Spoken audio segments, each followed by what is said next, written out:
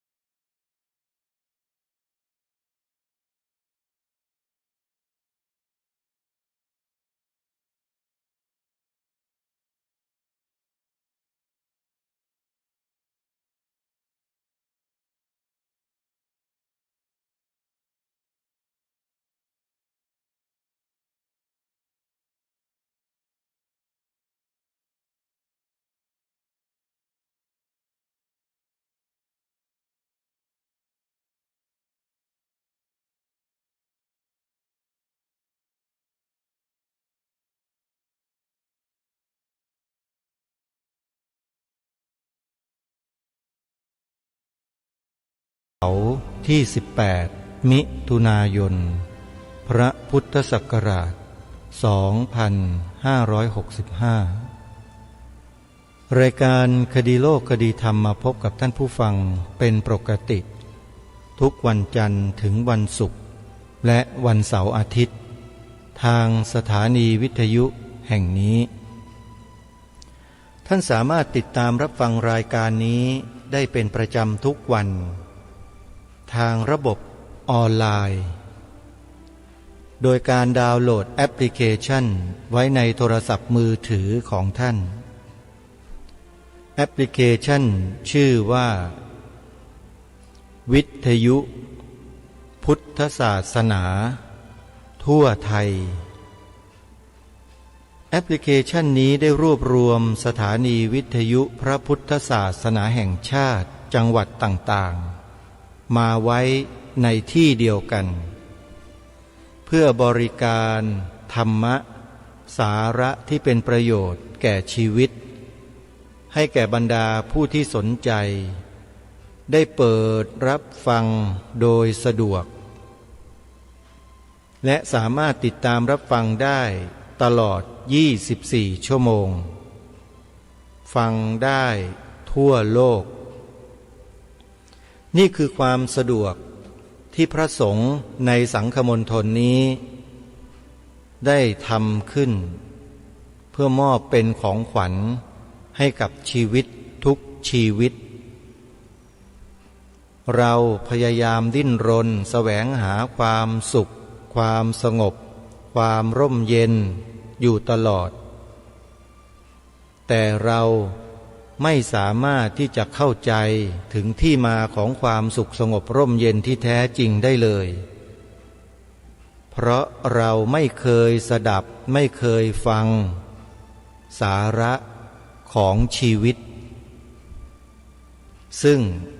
แอปพลิเคชันวิทยุพุทธศาสนาทั่วไทยนี้มีสิ่งเหล่านี้อยู่ที่พวกเราว่าจะเก็บเกี่ยวสิ่งที่เป็นสาระเป็นความสุขสงบร่มเย็นนี้ให้แก่ชีวิตเราหรือไม่มันก็ขึ้นอยู่กับปลายนิ้วของเราเท่านั้นเองว่าจะสัมผัสหน้าจอเพื่อดาวน์โหลดแอปพลิเคชันนี้ไปติดตามรับฟังเพื่อศึกษาเรียนรู้สาระที่เป็นประโยชน์เหล่านั้นหรือไม่รายการนี้จึงประกาศทุกวันเก็บเกี่ยวบุญทุกวันเพื่อต้องการให้พวกเรานั้นได้บุญได้กุศลสั่งสมอยู่ในจิตของเราด้วยการฟังธรรมะวันนี้รายการคดีโลกคดีธรรมก็จะเปิดธรรมบรรยายของพระอาจารย์วิทยากิจจวิชโชวัดป่าดอยแสงธรรมญาณสัมปันโนให้พวกเราได้ฟังกันต่อเนื่องด้วยว่ามีบุคคลที่มีชื่อเสียง แต่ไม่เป็นที่ยอมรับของคนในสังคมเนี่ยมากล่าวหาหลวงตามหาบัวว่าเป็นพระอรหันต์เก๊ออกสื่อโซเชียลเน็ตเวิร์กมาปีกว่าท่านพระอาจารย์วิทยาท่านมาได้ยินเข้าในฐานะที่เป็นลูกศิษย์ของหลวงตามหาบัวก็เลยออกมาชี้แจงมาแสดงให้สังคมได้รับรู้รับทราบว่าหลวงตามหาบัวนั้นมิได้เป็นอย่างที่คนคนนั้นกล่าวหาสักนิดหนึ่งพฤติกรรมและคำพูดของคนดังกล่าวที่ชอบกล่าวติเตียนพระสงฆ์ในเมืองไทยไม่ว่าจะเป็นใครก็แล้วแต่เป็นคฤหัสถ์ผู้ชายคฤหัสถ์ผู้หญิงเป็นพระสงฆ์ก็มีที่พยายามหยิบยกเอาพระวินัยบางข้อมากล่าวโจมตีพระสงฆ์ให้เกิดความเสียหายให้เกิดความเสื่อมเสียและให้เกิดความเสื่อมศรัทธาของบรรดาสาธุชนบุคคลเหล่านี้ถือว่าปลอมปนเข้ามาเป็นชาวพุทธทั้งนั้นเลยถ้าเป็นชาวพุทธแท้ๆจะไม่กล่าวติเตียนพระสงฆ์จะไม่นำข้ออาบัติของพระสงฆ์มาวิพากษ์วิจารณ์มากล่าวโจมตีใส่ร้ายป้ายสีแบบนี้องค์พระบาทสมเด็จพระมงกุฎเกล้าเจ้าอยู่หัวรัชกาลที่6ตรัสเตือนพวกเราชาวพุทธไว้100 กว่าปีมาแล้วซึ่งมีปรากฏอยู่ในบทพระราชนิพนธ์เทศนาเสือป่ากันที่8ใครสนใจไปหาอ่านดูได้ความตอนหนึ่งพระองค์เตือนพวกเราชาวพุทธไว้ว่าผู้ที่คนอื่นเขาส่งเข้ามาปลอมแปลงเพื่อทำลายพระพุทธศาสนาเราทั้งหลายต้องคอยระวังรู้เท่าไว้จึงจะควรให้พวกเราเนี่ยรู้เท่าทันคนพวกนี้จึงจะเหมาะจึงจะควรไม่ใช่ไปหลงเชื่อตามคนพวกนี้นะพระองค์ไม่ได้ทรงให้พวกเราไปหลงเชื่อแถมยังทรงให้พวกเรานั้นระมัดระวังคนพวกนี้ให้ดีให้รู้เท่าทันครูบาอาจารย์ของเราหลายรูปที่เป็นนักจัดรายการวิทยุนักแสดงธรรมเป็นนักปฏิบัติกรรมฐานครูบาอาจารย์สายวัดป่าท่านรู้เท่าทันคนพวกนี้ดีท่านก็พยายามออกมาชี้แจงแสดงเหตุผลความจริงความถูกต้องให้พวกเราได้รับรู้รับทราบกันต่อเนื่องแต่บางทีพวกเราก็ไม่ทราบเพราะมัวแต่ไปดูสื่อแมลงวันของคนพวกนี้อยู่ซึ่งจัดทำกันเป็นขบวนการเลยส่งต่อกันเป็นทอดเพื่อทำลายศรัทธาของประชาชนที่มีต่อพระสงฆ์องค์หลวงปู่หลวงตาของเราอาตมาภาพก็เลยนำเสียงของครูบาอาจารย์เหล่านี้มาเปิดออกอากาศให้พวกเราชาวพุทธได้สดับรับฟังเพื่อรู้เท่ารู้ทันคนพวกนี้ร่วมกันจะได้ไม่ตกเป็นเหยื่อของเขาการตกเป็นเหยื่อของเขาหมายถึงอย่างไรการตกเป็นเหยื่อของคนพวกนี้ก็หมายถึงว่าเราไปเห็นดีเห็นงามกับคนพวกนี้แล้วไปช่วยคนพวกนี้กล่าวโจมตีพระสงฆ์ของเรากันเองอุปมาง่ายๆก็คือกลายไปเป็นด้ามมีดให้เขามาฟันพวกเดียวกันเองอันนี้แหละเป็นอันตรายอย่างยิ่งพฤติกรรมแบบนี้เขาเรียกว่าทำลายพระพุทธศาสนาเต็มเลยนี่แหละท่านสาธุชนทั้งหลาย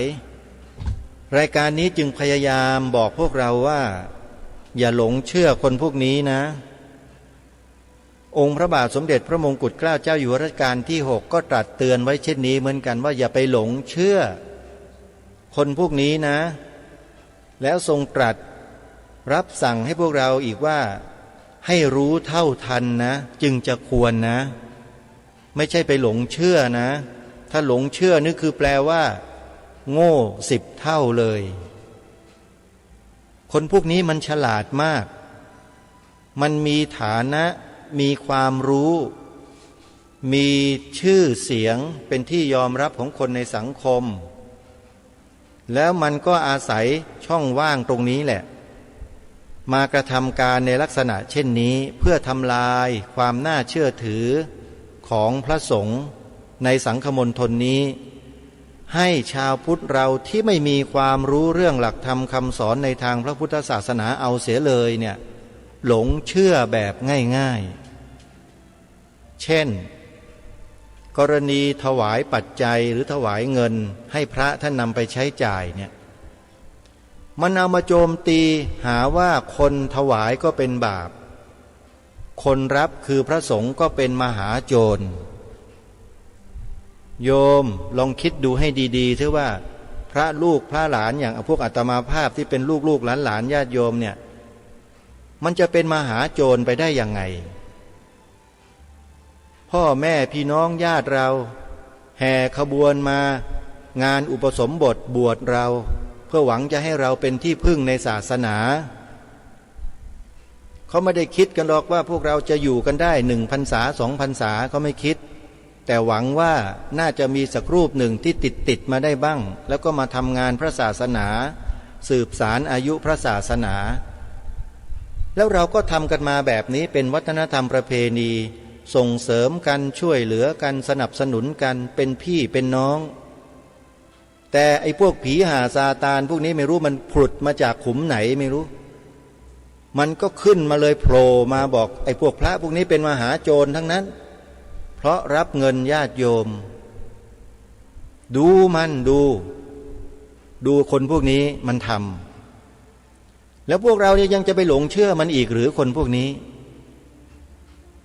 เนี่ยอย่างกลุ่ม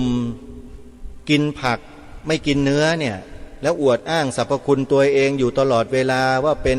คนที่เลิศประเสริฐศรีกว่าพระภิกษุสงฆ์ในสังฆมณฑลเนี่ยไอ้คนกลุ่มเนี้ยพวกเนี้ยอาตมาภาพเนี่ยรู้มานานแล้วครูบาอาจารย์เราก็รู้มานานแล้วว่าเป็นคนประเภทไหนอย่างไรและกระทำความผิดต่อพระศาสนาอย่างไรมันก็อาศัยคนโง่เท่านั้นแหละที่ไม่รู้ไม่เข้าใจตัวพวกเขาเนี่ยให้ไปหลงเชื่อไปงมงายกันอยู่อย่างนั้นน่ะแต่เราอาตมาภาพทั้งหลายเนี่ยรู้เท่าทันดำเนินรอยตามแนวพระราชดำริขององค์พระมหากษัตริย์ที่พระองค์ท่านทรงรับสั่งว่าให้พวกเราเนี่ยรู้เท่าทันไว้นะคนพวกนี้อย่าหลงกลเป็นอันขาดพอปฏิบัติตามแนวพระราชดำรินี้แล้วก็นำมาบอกกล่าวกับพวกเราให้ปฏิบัติตามแนวพระดำริของพระองค์ท่านด้วยกันเพื่อรักษาสืบสารพระศาสนาของชาติบ้านเมืองกันต่อไปไม่ใช่มากล่าวโจมตีมาทำลายมาทำร้ายกันแบบนี้เพราะฉะนั้นข้อนี้พวกเราจงตระหนักกันไว้อย่าหลงกลคนพวกนี้เป็นอันขาดเดี๋ยวจะเป็นการทำลายพระศาสนาของชาติโดยไม่รู้ตัววันนี้จึงให้พวกเรามาฟังท่านพระอาจารย์วิทยากิจจวิชโชได้พูดในเรื่องที่เขากล่าวหาหลวงตามหาบัวว่าเป็นพระอรหันต์เก๊กันต่อท่านมาแค่ข้อกล่าวหาของคนพวกนี้แล้วก็มาเล่าให้ฟังว่าหลวงตามหาบัวของเราทั้งหลายเนี่ยท่านเป็นอย่างไรเพื่อเกิดความชัดเจนแล้วท่านก็แนะแนวเรื่องข้อปฏิบัติการเจริญภาวนาให้พวกเราได้ศึกษาเรียนรู้ไปในโอกาสเดียวกันด้วยเพื่อไม่ให้เป็นการเสียเวลาไปติดตามรับฟังเนื้อหาสาระดังกล่าวพร้อมๆกันได้ณบัดนี้เพราะฉะนั้นถ้ายังมีสติสัมปชัญญะดีอยู่เนี่ยก็ลองย้อนจิตของตัวเองกลับไปดูพฤติกรรมของตัวเองดีกว่านะว่า ว่าพฤติกรรมที่ผ่านมาเนี่ยมันคู่ควรที่จะเป็นพระอรหันต์หรือเปล่ายังไม่ต้องพูดถึงพระอรหันต์ก็ได้เอาแค่ว่าพระอริยบุคคลชั้นต้นเนี่ยพระโสดาบันเนี่ยมันก็ยังเป็นไม่ได้เลยเพราะอะไรรู้ไหมคุณธรรมเบื้องต้นที่จะทำให้สำเร็จพระโสดาบันได้เนี่ยคืออะไรก่อนที่จะถึงขั้นที่ว่าสำเร็จพระโสดาบันได้เนี่ยเบื้องต้นไม่ว่าใครก็ตามปฏิบัติธรรมนะมันต้องเข้าถึงพระไตรสรณคมให้ได้ซะก่อนเข้าถึงพระไตรสรณคมให้ได้ถ้าตราบใดยังเข้าไม่ถึงพระไตรสรณคมเนี่ยคุณไม่มีทางที่จะบรรลุธรรมขั้นไหนๆนะไม่มีทางเลยไปไม่ได้เลยเข้าถึงพระไตรสรณคมนี่ก็คือสังโยชน์ข้อที่สองนั่นเองคุณจะสามารถดับสังโยชน์ข้อที่สองได้ที่ว่าความลังเลสงสัยในพระพุทธพระธรรมพระสงฆ์ถ้าคุณเข้าไม่ถึงพระไตรสรณคมคุณดับอันนี้ไม่ได้หรอกเพราะฉะนั้นผู้ที่จะบรรลุอริยธรรมได้ในใจของท่านน่ะไม่มีช่องว่างให้อะไรเข้าไปแทรกได้มีแต่พระพุทธพระธรรมพระสงฆ์เท่านั้นแม้ตายเพื่อนก็ยอมถวายชีวิตเพื่อพระพุทธพระธรรมพระสงฆ์ไม่มีกำลังเลสงสัยมันถึงจะปรากฏขึ้นไม่ลังเลสงสัยอันเบื้องต้นมันต้องเข้าถึงพระไตรสรณคมก่อนนักปราชญ์โบราณอาจารย์ทั้งหลายเวลาเราจะทำบุญกุศลอะไรเนี่ยท่านก็พาให้เราสมาทานศีลต้องขอศีลก่อนมยังพันเตติสรเนนะสหะปัญจศีลานิยาจามะแล้วก่อนที่พระจะให้ศีลก็ต้องให้พระไตรสรณคมก่อนพุทธังสนังคัจฉามิธัมมังสนังคัจฉามิสังฆังสนังคัจฉามิข้าพเจ้าขอถึงพระพุทธพระธรรมพระสงฆ์เป็นสรณะที่พึ่งที่เคารพนับถือของข้าพเจ้านี่ให้เข้าถึงด้วยวาจาก่อนจากนั้นก็เป็นหน้าที่ที่ท่านทั้งหลายจะต้องทำเองคือทำยังไงถึงจะให้ใจมันสิโรราบในพระพุทธพระธรรมพระสงฆ์ให้ได้นะพระพุทธเจ้าคืออะไรนะพระพุทธเจ้าองค์จริงท่านก็นิพพานไปแล้วแต่ยังดำรงอยู่ด้วยอะไรด้วยพระคุณทั้งหลายพระคุณของพระพุทธเจ้าพุทธคุณมี9อย่างในบทอิติปิโสที่เราสวดกันนะอรหังสัมมาสัมพุทโธวิชชาจรณะสัมปันโนมี9อย่างย่อลงมาเหลือ3อย่างคือพระปัญญาคุณพระบริสุทธิคุณพระมหากรุณาคุณเราก็ต้องมีความศรัทธาเคารพในคุณของพระพุทธเจ้าว่าท่านเป็นผู้ที่มีปัญญาอันเลิศล้ำมีความบริสุทธิ์มีความกรุณาเอ็นดูต่อหมู่สัตว์ทั้งหลายจึงทรงแสดงธรรมสั่งสอนเราก็ถึงพระพุทธเจ้าเป็นสรณะที่พึ่งเพราะว่าท่านมีพระคุณอันประเสริฐนั่นเองจากนั้นเราก็ถึงพระธรรมพระธรรมก็คือคำสั่งสอนที่พระพุทธเจ้าทรงแสดงไว้ที่เรียกว่าปริยัตินั่นแหละถ้าว่าเราไม่เคารพนับถือพระพุทธเจ้าแล้วเราจะไปเชื่อถือพระธรรมไหมเราก็ไม่เชื่อพอเราเคารพนับถือพระพุทธเจ้าเราก็เคารพพระธรรมไปด้วยเพราะมันเกี่ยวเนื่องถึงกันในพระธรรมท่านก็ยังบอกอยู่ว่าประกาศข้อปฏิบัติคือศีลสมาธิปัญญาศีลสมาธิปัญญาคือข้อปฏิบัติปริยัติปฏิบัติก็คือศีลสมาธิปัญญาเป็นหน้าที่ที่พวกเราจะต้องเดินตามให้ตรงแนวผิดพลาดคลาดเคลื่อนไม่ได้จากนั้นจึงเป็นปฏิเวทนี่ไม่ต้องทำทำศีลสมาธิปัญญาให้มันเต็มเปี่ยมแล้วปฏิเวทมันปรากฏขึ้นเองนะปฏิเวทก็คือเราทำความเพียรในศีลสมาธิปัญญาจนกระทั่งมันได้บรรลุถึงความบริสุทธิ์คือมรรคผลนิพพานอันใดอันหนึ่งไม่ว่าจะเป็นสามารถกำจัดกิเลสได้โดยบางส่วนหรือโดยสิ้นเชิงถ้าโดยบางส่วนก็นับตั้งแต่พระโสดาบันเป็นต้นไปถ้าโดยสิ้นเชิงก็คือเป็นพระอรหันต์อย่างเดียวนี่คือปฏิเวทที่ผู้ปฏิบัติจะพึงรู้เองเห็นเองด้วยสันทิฏฐิโกเพราะฉะนั้นการที่บอกว่าการเข้าถึงพระไตรสรณคมเนี่ยจึงเป็นสิ่งที่มีความสำคัญอย่างมากที่สุดในการปฏิบัติ เพราะถ้าว่าคุณยังมีสิ่งอื่นๆสอดแทรกอยู่ในหัวใจนอกไปจากพระพุทธพระธรรมพระสงฆ์ก็เหมือนกับคุณก็ปิดกั้นมรรคผลนิพพานของตัวเองคุณไม่มีทางที่จะตัดสังโยชน์3ขาดสะบั้นก็คือไม่มีทางที่จะได้บรรลุพระโสดาบันเลยเป็นไปไม่ได้เลยอย่างที่เคยมีพระในอดีตเนี่ยที่ถูกคณะสงฆ์ไทยขับไล่ออกมาไม่รับเข้าหมู่เข้าพวกไอ้พระประเภทนั้นเขาก็เคยพูดว่าพระโพธิสัตว์ก็สามารถที่จะบรรลุอรหันต์ได้นะพระโพธิสัตว์สามารถที่จะบรรลุอรหันต์ได้ก็จริงบรรลุอรหันต์ได้แต่เฉพาะในชาติที่จะมาตรัสรู้เป็นพระพุทธเจ้าเท่านั้นส่วนในชาติอื่นๆบรรลุอรหันต์ไม่ได้บรรลุได้ชาติเดียวคือชาติที่จะมาสำเร็จเป็นพระพุทธเจ้าเท่านั้นแหละไม่ใช่ว่าพระโพธิสัตว์ก็สำเร็จอรหันต์ได้แล้วก็พระอรหันต์ก็ยังจะกลับมาเกิดได้อีกมีบางคนเคยพูดถึงขนาดที่เรียกว่าตัวเองเป็นอดีตชาติเป็นพระสารีบุตรกลับชาติมาเกิดมันเป็นเรื่องที่เกิดขึ้นนานแล้วนะก็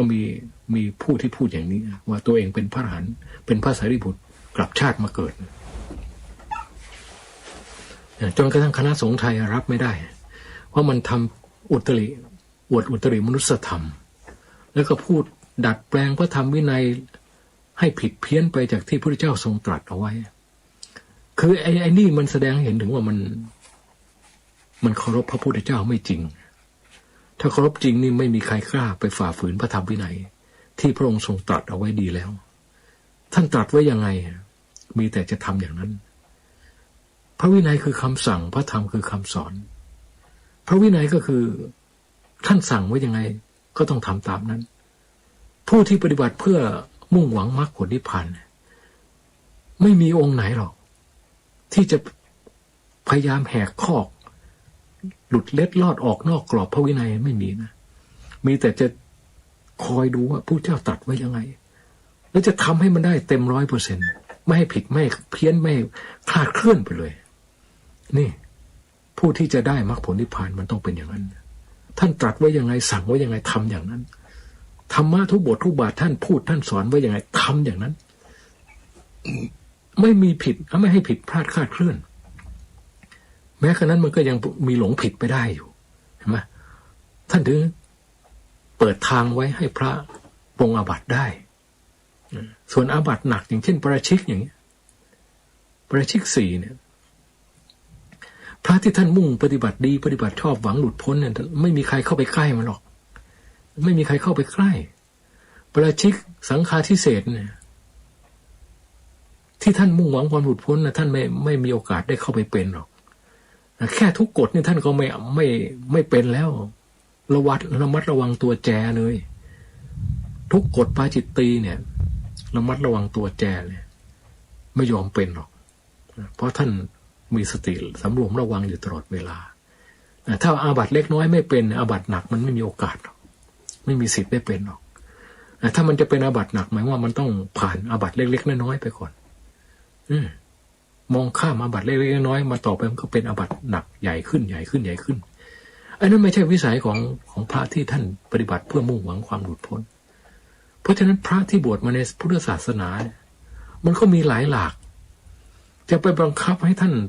เห็นเหมือนกันคิดเหมือนกันปฏิบัติเหมือนกันมันก็เป็นไปไม่ได้บุญวาสนาบารมีที่สั่งสมมามันก็ไม่เท่ากันเพราะฉะนั้นคุณบอกว่าคุณเป็นพระอรหันต์จริงคุณไม่สามารถที่จะปล่อยปละให้พระอรหันต์เก้มาพูดโกหกหลอกลวงคนทั้งประเทศได้คุณจริงจำเป็นต้องพูดแล้วคุณคิดไหมว่าคุณเป็นพระอรหันต์จริงหรือเปล่าไม่ใช่คุณสัมพันธ์ตัวผิดเอาเองเลยจากอดีตที่ผ่านมาเนี่ยพูดอะไรที่มันขัดต่อพระธรรมวินัยเนี่ยมันก็ไม่ใช่แล้ว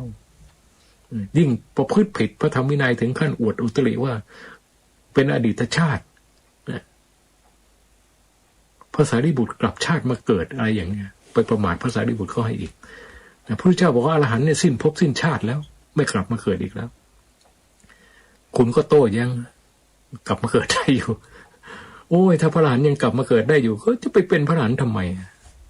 ที่ปฏิบัติเอาเป็นเอาตายเพื่อไปเป็นพระอรหันต์เป็นไปเพื่ออะไรกูไม่ต้องปฏิบัติก็ได้เพราะมันก็กลับมาเกิดเหมือนกันแล้วเป็นพระอรหันต์แล้วตั้งยังต้องกลับมาเกิดได้อยู่แล้วจะเป็นไปหาอะไรใช่ไหมมันไม่มีเหตุผลอะไรเลย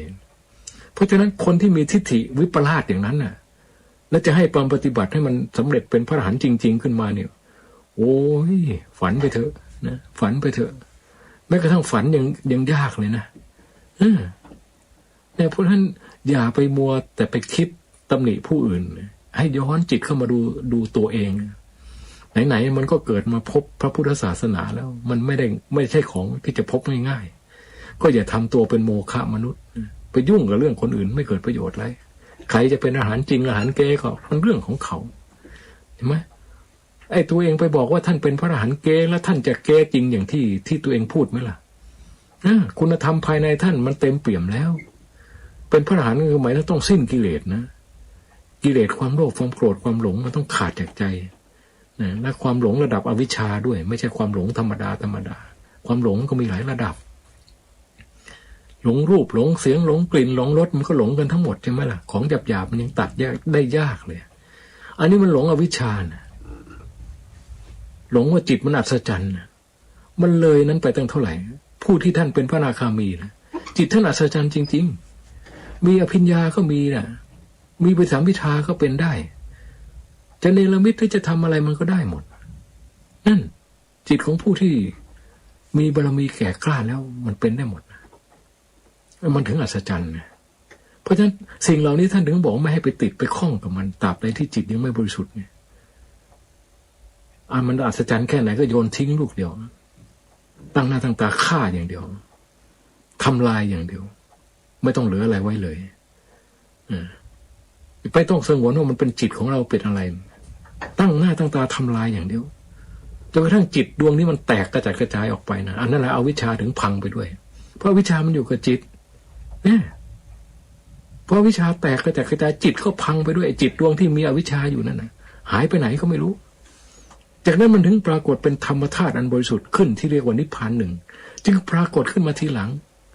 ท่านนิธรรมชาติอันนี้มันก็ไม่มีใครรู้มาจากไหนเหมือนกันไอ้จิตอวิชชาตายแตกกระจัดกระจายแล้วไปไหนก็ไม่มีใครรู้มันขณะจิตเดียวตุ้มมันปรากฏขึ้นมาเนี่ยท่านถึงบอกว่านี่แหละเป็นสันทิฏฐิโกที่มีแต่พระอรหันต์เท่านั้นที่จะรู้ได้ถ้าไม่ใช่พระอรหันต์ไม่มีทางรู้ว่านิพพานหนึ่งมาจากไหนล่ะผุดมาได้ยังไงและผู้ที่สามารถแสดงธรรมได้ในระดับนี้คุณอมพระมาพูดก็ไม่มีใครเชื่อหรอกว่าท่านเป็นอรหันต์เกนะไม่มีใครเชื่อหรอกฟังธรรมะหลวงตาเทศเนี่ยแต่ละกันเนี่ยมันถึงพริกถึงขิงถึงแก่นถึงจิตถึงใจจะเป็นไม่เป็นพระอรหันต์ก็ไม่มีใครพูดได้หรอกธรรมะแบบนี้คนมีกิเลสเขาพูดไม่ได้เนี่ยเพราะฉะนั้นบรรดาลูกศิษย์หลวงตาท่านเคารพหลวงตากราบไหว้หลวงตาเทิดทูนหลวงตาเนี่ยเทิดทูนเพราะปฏิปทาความเพียรของท่านนะไม่ได้ว่าท่านเป็นพระอรหันต์เพราะว่าครูบาอาจารย์บอกต่อๆกันมาไม่ใช่นะปฏิปทาของท่านมีแต่พาให้มุ่งความหลุดพ้นอย่างเดียวไม่ว่าจะเป็นเรื่องของการก่อการสร้างท่านก็ไม่เคยสนับสนุนเรื่องเงินทองก็ไม่สนับสนุนอย่าไปคิดว่าหลวงตาอยู่ๆมาพาลูกศิษย์หาเงินหาทองเพื่อบริจาคเข้าคลังหลวงไอ้นี่ท่านถือว่าเป็นการเสียสละอย่างใหญ่หลวงเลยนะด้วยนิสัยส่วนตัวท่านไม่ได้สนใจที่จะไปพบปะผู้คนอะไรเลยนิสัยท่านส่วนตัวแล้วท่านชอบอยู่สงบเงียบไม่ค่อยอยากจะมาข้องแวะกับใครพระเนรอุปถากท่านก็ไม่ได้ให้เข้าใกล้ชิดมากมายทรัพย์สงน้ำมันก็สงน้ำด้วยองค์ท่านเองนะไม่มีให้พระเนรไปช่วยกันสงน้ำอะไรนี่ไม่มีนะส่วนใหญ่แล้วท่านจะช่วยเหลือตัวเองซะมากให้พระช่วยกับเรื่องไม่ใกล้ชิดเกินไปแล้วก็ให้หลายองค์ไม่ใช่องค์เดียวแต่ละองค์ก็มีหน้าที่คนหนึ่งเอาบาตรคนหนึ่งเข้าไปในกุฏิคนหนึ่งเอาบาตรไว้ข้างนอกเอามาไว้ที่ศาลาแต่ละคนก็คงมีหน้าที่ไม่เหมือนกัน รับผิดชอบกันคนละแผนกแต่ว่าเป็นอุบายที่ท่านใช้สำหรับสอนพระก็ใช่พระองค์ไหนปฏิบัติไม่ดีนะไม่ได้เข้าใกล้นะแต่ว่าอยู่กับท่านมาเป็น10 ปีก็ตามปฏิบัติไม่ดีนี่ท่านปลดออกง่ายๆล่ะกว่าจะทำความดีให้ท่านเห็นคุณได้เข้าใกล้ท่านได้อีกใช้เวลานานเลยนี่พระอรหันต์ไม่ได้เห็นแก่หน้าคนนั้นเป็นลูกศิษย์ใกล้ชิดเขามีบุญคุณกับเราทำผิดก็หยวนๆไปไม่เป็นไรไม่มีนะทำผิดก็ลงโทษตามสมควรแก่ความผิดหมดเลยเท่าเทียมกันนะครูบาอาจารย์อย่างนี้ไปงมเข็มหาก็หายากอยู่นั้นบรรดาพระที่เข้าไปศึกษาในวัดป่าบ้านตาดเขารู้ดีเขาถึงเคารพถึงขนาดเรียกว่าพ่อแม่ครูอาจารย์เพราะมาจากวัดป่าบ้านตาดนี่แหละคำว่าพ่อแม่ครูอาจารย์เนี่ย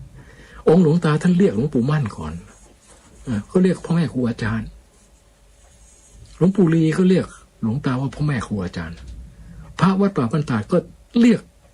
ตามหลวงปู่ลีเรียกตามที่ท่านเรียกหลวงปู่มั่นก็เรียกพ่อแม่ครูอาจารย์พอลูกศิษย์เรียกหลวงตาเป็นพ่อแม่ครูอาจารย์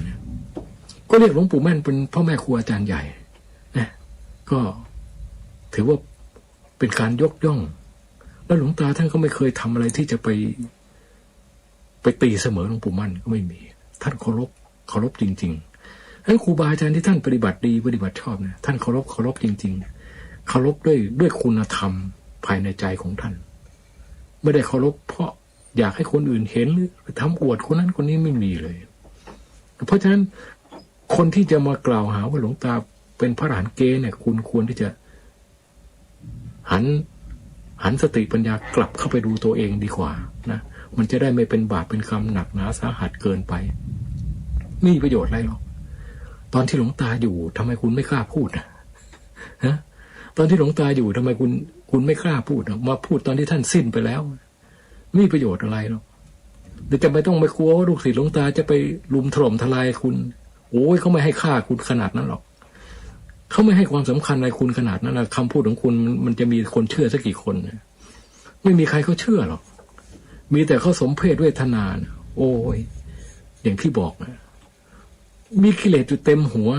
สำคัญตัวเองเป็นพระอรหันต์นี่ก็ถือว่าแย่มากแล้วนะแค่นั้นยังไม่พอยังอุตส่าห์ไปละลานพระอรหันต์แท้ๆไปสำคัญพระอรหันต์แท้ๆว่าเป็นพระอรหันต์เกณฑ์นี่โอ้ยไม่รู้จะร้องเพลงอะไรนะถ้าพูดภาษาโลกไม่รู้จะร้องเพลงอะไรมึงทำไมไม่ดูเงาหัวตัวเองบ้างว่าเงาหัวมันยังมีอยู่หรือเปล่ามาพูดแบบนี้นะไม่เกิดประโยชน์อะไรควรไปศึกษาธรรมะจากหลวงตานะไปหาดูธรรมะใน YouTube นี่ก็มีเยอะแยะนะเทศหลวงตาแต่ละกันนะแนะนำให้ก็ได้ไปดูเทศการธรรมทายาทก็ได้หรือเปิดเผยโลกธาตุก็ได้นะจิตผ่องใสคืออวิชชาก็ได้นะนี่ชื่อการเทศไปฟังกันเหล่านี้แล้วคุณบางทีอาจจะหูตาสว่างบ้างว่าโอ้กูนี่มันอรหันต์เกนี่หว่าอาจจะหูตาสว่างบ้างถ้าหากว่ายังพอมีบุญวาสนาอยู่นะเพราะฉะนั้นผู้ที่เป็นพระอรหันต์ไม่ได้หมายความว่ามาปฏิบัติทำความเพียรแล้วมันก็จะสำเร็จอรหันต์ได้ต่อให้ขยันหมั่นเพียรยังไงก็ตามถ้าคุณสร้างบารมีมายังไม่ถึงไม่มีทางสำเร็จหรอกพระพุทธเจ้าตรัสเอาไว้บรรดาสาวกทั้งหลายเนี่ยสร้างบารมีให้สำเร็จอรหันต์ก็ต้องใช้เวลาถึง100,000 กับ100,000 กับเป็นสาวกธรรมดานะถ้าปรารถนาจะเป็นพระอัครสาวกเนี่ยต้อง1 อสงไขย1 อสงไขยกับเศษอีก100,000 กับถึงจะสำเร็จบารมีเต็มเพราะฉะนั้นระยะเวลามันถูกกำหนดเอาไว้หมดแล้วพุทธเจ้าพยากรณ์ไว้หมดแล้วถ้าปรารถนาเป็นพระพุทธเจ้าพระประเภทปัญญาธิกะนี่ก็ต้อง20 อสงไขยเศษ100,000 มหากัปก็ถึงจะบารมีเต็มกำหนดไว้แล้วงั้นถ้าว่าสร้างบารมีมายังไม่ถึงที่เนี่ยทำความเพียรขนาดไหนมันก็ยังบรรลุธรรมไม่ได้มันก็ได้แต่เป็นอินทรีย์บารมีที่แก่กล้ายิ่งขึ้นไป ก็แก่คร่าไปเรื่อยทุกชาติทุกภพทุกชาติเราเกิดมาเราก็สร้างบารมีของเราไปบารมี10 ทัศนะมันก็มีบารมีต้นขั้นต้น10ขั้นกลาง10แล้วก็ขั้นปรมัตถ์10ทานณบารมีศีลบารมีเนกขมะบารมีปัญญาบารมีวิริยะบารมีขันติบารมีสัจจะบารมีอธิษฐานบารมีเมตตาบารมีอุเบกขาบารมีเนี่ยทั้ง10 ประการนี้ต้องสร้างบารมีให้เต็ม30 ทัศนะไม่ใช่ง่ายนะเพราะฉะนั้นการที่จะมาบรรลุอรหันต์เนี่ยมันไม่ใช่ของเล่นคือต้องบารมีเต็มมาแล้วชาตินี้ก็ถ้าสุดท้ายนี่ก็มาเสวยผลท่านถึงบอกว่าผู้ที่มีนิสัยของอรหัตตมรรคฝังมาอยู่ในขันธสันดานนะถ้ายังไม่บรรลุอรหัตผลตราบใดเนี่ยคนนั้นตายไม่ได้ในนิทานธรรมบทก็เยอะแยะไปตายไม่ได้เพราะถ้าว่าคุณสร้างบารมีมาไม่เต็มเนี่ยอรหัตมรรคมันก็ไม่มาด้วยเมื่ออรหัตมรรคไม่มาด้วยเนี่ยคุณทำความเพียรเข้าไปเท่าไหร่มันก็ยังบรรลุธรรมไม่ได้จนกว่าบารมีมันเต็มนะเป็นชาติสุดท้ายก็ถึงจะมีอรหัตมรรคฝังมาในดวงจิตพระอริยบุคคลทุกขั้นก็เช่นเดียวกันท่านบอกว่าพระโสดาบันมีความเกิดเบื้องต้นไม่เกิน7 ชาติไม่ได้หมายความว่าคุณสร้างบารมีมานิดหน่อยแล้วพอคุณบรรลุพระโสดาบันปั๊บภพชาติของคุณย่นมาเหลือ7 ชาติไม่ใช่อย่างนั้นคุณก็ต้องสร้างบารมีไปจนแสนกลับเหมือนกันจนกระทั่งว่าภพชาติของคุณมันเหลือ7 ชาติถึงจะได้บรรลุพระโสดาบันเนี่ยไม่ใช่ว่าความเป็นพระโสดาบันมันมาย่นภพชาติให้เรานะเราต้องสร้างบารมีจนกระทั่งมันถึงการอันควรแก่การที่จะได้โสดาพระโสดาบันมันก็ถึงได้พระโสดาบันเนี่ยแม้กระทั่งพระพุทธเจ้ามาตรัสรู้ก็เช่นเดียวกันท่านต้องสร้างบารมีด้วยลำพังองค์ท่านเองทั้งนั้นไม่มีโชคช่วยหรอกไม่มี20 อสงไขยแสนกลับ7 อสงไขยแรกคิดอยู่ในใจว่าจะเป็นพระพุทธเจ้าสักพระองค์7 อสงไขยเวียนเกิดเวียนตายไปเถอะคิดอยู่อย่างนี้เพื่อย้ำให้แน่ใจว่าใจนี้ไม่เปลี่ยนนะ7 อสงไขยคิดที่จะเป็นพระเจ้าสักพระองค์เวียนตายเวียนเกิดไป7 อสงไขยถ้าคุณทำไม่ได้คุณก็ลาพุทธภูมิไปเนี่ยเป็นผู้ที่ปรารถนาพุทธภูมิมันเยอะมากแต่ผู้ที่จะผ่านไปได้เนี่ยนิดเดียวนะ7 อสงไขยทดสอบคุณก่อนบารมีขั้นต้นผ่านไหมถ้าผ่านก็เข้าถึงบารมีขั้นกลางขั้นกลางนี่คือเอ่ยปากบอกผู้คนเราปรารถนาที่จะเป็นพระพุทธเจ้าสักพระองค์ในอนาคตการข้างหน้าเอ่ยปากเอ่ยวาจาบอกผู้คนแล้วก็สร้างบารมีเวียนตายเวียนเกิดไปอีก9 อสงไขยอสงไขยก็กลับนับไม่ได้นะ9 ครั้งเรียกว่า9 อสงไขยก็สร้างบารมีไปนี่เป็นเครื่องทดสอบถ้าถึง9 อสงไขยไม่ลาพุทธภูมิไปก่อนก็ได้ชื่อว่าบารมีขั้นกลางเต็มจากนั้นถึงจะได้พุทธพยากรต้องได้พุทธพยากรจากพระพุทธเจ้าพระองค์ใดพระองค์หนึ่งนะพยากรว่าผู้นี้จะได้สำเร็จเป็นพระพุทธเจ้าชื่อนั้นณสถานที่นั้นมีพุทธบารดาพุทธบิดาชื่อนั้นมีอัครสาวกซ้ายขวาชื่อนั้นมีพุทธประถากชื่อนั้นได้รับพุทธพยากรนี่เรียกว่าเป็นนิยโตโพธิสัตว์เที่ยงที่จะได้ตรัสรู้เป็นพระพุทธเจ้าไม่ใช่เพียงแค่นั้นยังต้องสร้างบารมีไปอีก4 อสงไขยเศษแสนมหากาพย์ที่เรียกว่าเป็นปรมัตถบารมีขั้นนี้ต้องสละชีวิตบูชาธรรมได้ก็ถึงจะผ่านนะ4 อสงไขยเศษแสนมหากาพย์สร้างบารมีอย่างเดียวเลยเอาตายเขาว่าทุกชาติเลยบารมีถึงจะเต็มจากนั้นก็จะรอระยะเวลาอันควรก็จึงมาตรัสรู้เป็นพระพุทธเจ้านี่เราพระปัญญาธิกะนะ ถ้าเป็นพระสัทธาธิกาเนี่ยเอา2 คูณเป็น40ประสงค์ไขเศษแสนมหากัปถ้าเป็นพระวิริยาธิกะเอา4 คูณ80ประสงค์ไขเศษแสนมหากัปนะ20 40 80กับเศษแสนมหากัปนี่คือพระพุทธเจ้าแต่ละพระองค์เพราะสิ่งที่พวกเราเห็นในความเป็นพระพุทธเจ้าเนี่ยไม่มีอันไหนที่ท่านได้มาฟรีๆนะโอ้โหต้องลงทุนลงแรงเอาตายเข้าว่าทั้งนั้นเลยแม้กระทั่งมหาบุรุษลักษณะ32ประการแต่ละอันนี้ท่านก็สร้างมาทั้งนั้นอนุปยัญชนะ80ฉัพพนรังสีสร้างมาทั้งหมดเลยไม่มีอะไรได้มาเพราะโชคช่วยไม่มีนั้นเราเห็นใจพระพุทธเจ้าไหมเห็นในน้ำพระทัยของผู้ที่จะมาเป็นพระพุทธเจ้าแต่ละพระองค์เราเป็นสาวกธรรมดาเนี่ยสร้างบารมีแค่100,000 กลับแต่พระพุทธเจ้ากลับนับไม่ได้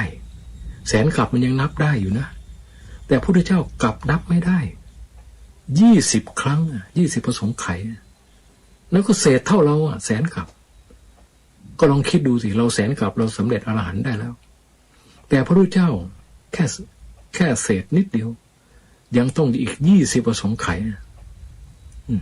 เพราะฉะนั้นมันเย้ายวนใจแค่ไหนล่ะสร้างบารมีไปเรื่อยๆถ้าเมื่อไหร่ลาพุทธภูมิเมื่อนั้นก็บรรลุอรหันต์ได้ทันทีเลยเพราะ100,000 กลับมันเต็มแล้วแต่ท่านไม่ยอมความมุ่งมั่นที่จะรื้อถอนหรือขนสัตว์โลกให้พ้นจากทุกข์มันมีกำลังกล้าในพระพุทธเจ้ามีพระเมตตาอันล้นฝั่งที่อยากที่จะช่วยเหลือสัตว์โลกให้พ้นจากทุกข์ก็ตะบี้ตะบันสร้างบารมีต่อไป100,000 กลับแล้วไม่แล้วสร้างบารมีต่อไปจนถึง7ประสงค์ไข100,000 กลับ7ประสงค์ไขบารมีขั้นต้นถึงได้เต็มแล้วก็ยังไม่แล้วอีกนะถ้าย่อท้อนิดเดียวนะถอยจิตนิดเดียวโอ้ยมันยากเหลือเกินอีกนานเหลือเกินกว่าจะได้เป็นพระเจ้าไม่ไหวแล้วเราขอถอนความปรารถนาดีกว่าเข้านิพพานแค่วันนี้เถิดฟังเทศน์พระเจ้าครั้งเดียวประโยคเดียวก็พุทโธตัวเดียวก็สำเร็จอรหันต์เข้านิพพานแล้วเห็นไหมมันเย้ายวนใจเพราะฉะนั้นผู้ที่จะว่ายน้ำข้ามโอคาสงสารจนถึงฝั่งสำเร็จเป็นพระพุทธเจ้าได้เนี่ยมันยากเย็นแสนเข็ญมันทรมานที่จะต้องเอาชนะใจตัวเองอย่างเดียวเอาชนะใจตัวเองอย่างเดียวแล้วก็ไม่ได้เพื่อประโยชน์ตนเพื่อช่วยเหลือผู้อื่นถ้าเพื่อประโยชน์ตนเนี่ยแค่100,000 กลับสำเร็จอรหันต์นี่เรียกว่าส่วนตัวแต่เป็นพระพุทธเจ้าก็เหมือนกับไม่ได้สร้างเรือเพื่อที่จะให้ตัวเองข้ามน้ำเพียงคนเดียวนั่นสาวกแต่พระพุทธเจ้าต้องสร้างเรือลำใหญ่เพื่อที่จะลื้อขนสัตว์โลกให้ข้ามแม่น้ำคือโอคาสงสารนี้ถึงฝั่งพระนิพพานไปด้วยกันต้องสร้างเรือลำใหญ่กว่าขนคนสัตว์ไม่มีประมาณท่านถึงต้องลำบากถึง20ประสงค์ไขเศษ100,000 มหากัปเราฟังคำพูดนี้บางทีเรามองภาพไม่ออกว่ามันคือขนาดไหนล่ะไอ้20ประสงค์ไขเศษ100,000 มหากัปท่านก็อุปมาเปรียบเทียบเอาไว้ให้ว่ากัปนึงเนี่ยมันขนาดไหนเราเคยพูดหลายครั้งเทศทีไรก็ต้องพูดถึงเพราะมันซึ้งในความพยายามของพระผู้มีพระภาคเจ้า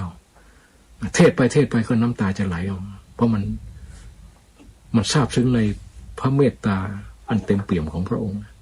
มันไม่มีใครที่จะมีจิตยิ่งใหญ่ได้ขนาดนี้ทำเพื่อผู้อื่นได้ขนาดนี้ไม่มีกับนึงเนี่ยท่านอุปมาเหมือนกับภูเขาหินล้วนๆลูกหนึ่งสูง1 โยชน์กว้าง1 โยชน์ยาว1 โยชน์ภูเขาหินล้วนๆเลยนะโยชน์หนึ่งก็ประมาณ16 กิโลท่านพูดโดยอุปมา16 กิโลถ้าไม่พูดโดยอุปมามันก็ไม่รู้จะพูดว่าอย่างไงว่าเวลานานเท่าไหร่มันถึงเรียกว่า1 กัปท่านก็บอกว่ากัปนึงเนี่ยถ้าพูดเป็นตัวเลขเนี่ยเอา1ตั้งแล้วเอา0เติมเข้าไป120ตัวถึงเรียกว่า1 กัปแล้วมันอ่านเป็นภาษาไหมนะไม่รู้ความหมายนะ1แล้วเอา0เติมเข้าไป120ตัวคุณจะอ่านว่ายังไงอ่านไปก็ไม่รู้เรื่อง ท่านก็อุปมาว่าเป็นภูเขาหินหนึ่งลูกกว้าง1 โยชน์ยาว1 โยชน์สูง1 โยชน์โยชน์หนึ่ง16 กิโลแล้ว100 ปี ให้เทวดาเอาผ้าเนื้อนุ่มมาปัดเบาๆทีหนึ่ง100 ปีให้เทวดาเอาผ้าเนื้อนุ่มมาปัดเบาๆทีหนึ่งปัดจนกระทั่งภูเขาหินลูกนี้ราบเป็นหน้ากลองนั่นเวลา1 กับแล้วก็ยังสำทับอีกมีแต่มากกว่านั้นไม่มีน้อยกว่านั้นเนี่ย1 กับลองคิดดูก็แล้วกันมันนานแค่ไหนไม่ต้องภูเขาหินสูง1 โยชน์กว้าง1 โยชน์ยาว1 โยชน์ภูเขาอย่างที่เราเห็นกันอยู่ในบ้านเราเนี่ยเอาสมมติว่าดอยอินทนนท์ก็แล้วกันนะมันยังสูงไม่ถึงโยชน์หรอกดอยอินทนนท์เนี่ยสูงกี่เมตรก็ไม่รู้กิโลนึงถึงหรือเปล่าใช่ไหมแล้วก็ไม่ต้องเอาผ้าเนื้อนุ่มหรอกเอาแบ็คโฮไปขุดเลยรถแบ็คโฮไปขุดเลยแล้วไม่ต้อง100 ปีขุดทีนึงหรอกขุดแม่งทุกวันคุณลองขุดให้ภูเขาลูกนี่มันราบไปหน้ากลองดูสิใช้เวลาเท่าไหร่เผลอ100 ปียังไม่ได้ไปถึงไหนเลยแบ็คโฮมันพังก่อนก็เรียกแบ็คโฮใช่ไหมแบ็คโฮมันพังก่อนพังก็เอาคันใหม่มาขุดต่อยยังไม่รู้เลยมันจะจบเมื่อไหร่นะเนี่ยคิดง่ายๆแค่นี้แหละอันนี้ท่านให้100 ปี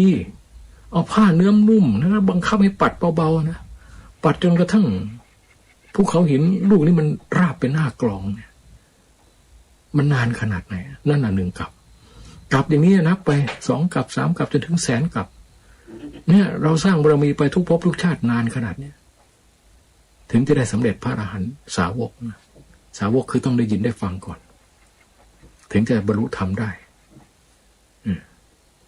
ถ้าเป็นอัครสาวกเพิ่มอีก1 อสงไขยอย่างพระสารีบุตรพระโมคคัลลาเนี่ยสร้างบารมี1 อสงไขยเศษ100,000 มหากัปบารมีเต็มถ้าเป็นพระปัจเจกพุทธเจ้ามากกว่าพระสารีบุตรเพิ่มไปเป็น2 อสงไขยเศษ100,000 มหากัปบารมีจึงเต็ม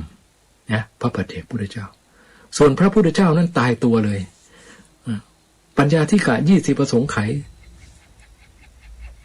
ศรัทธาธิกะ40 อสงไขยวิริยะธิกะ80 อสงไขย20 40 80ตายตัวเลยเศษ100,000 มหากัปเท่ากันคิดเอาสิ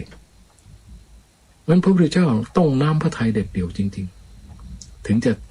ไปถึงฝั่งพระนิพพานสำเร็จพระโพธิญาณได้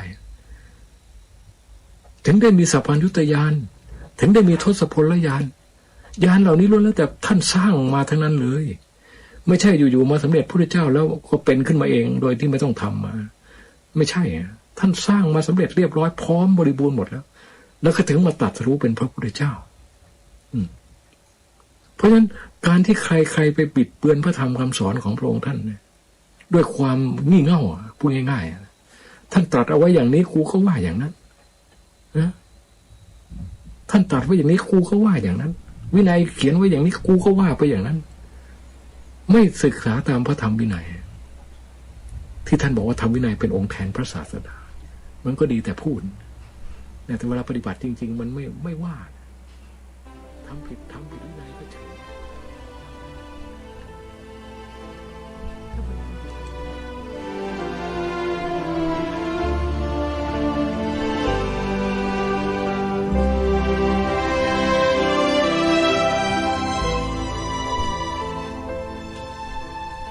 ท่านสาธุชนผู้ฟังทุกท่าน